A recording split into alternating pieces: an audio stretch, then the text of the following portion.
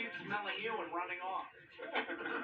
Hey, look what the sun brought.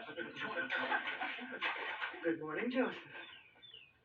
Mom, last night I had another dream. Oh, another dream. I wasn't talking to you.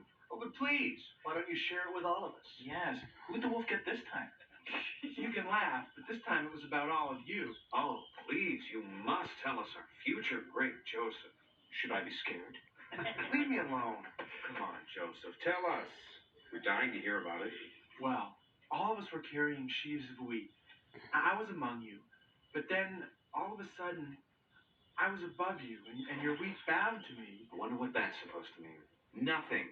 That's what it means. Nothing. Hey, you asked to hear the dream. What happened next? The sky was dark, and all around me there were stars.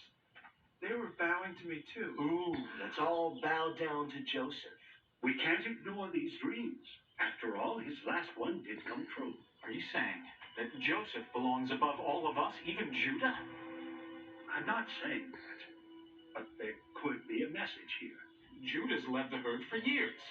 Brought in the wheat, raised the tents. He comes first, before any of us. Especially Joseph. Judah, it's not up to me. God may be telling us something of our future. Then I guess all my work doesn't matter. Watch your tongue. Jacob, Judah, please. I've had enough of this. Let's go. Look at what your dreams have done. Don't get mad at me. I didn't ask for them. He didn't ask for this either, brother. Half brother.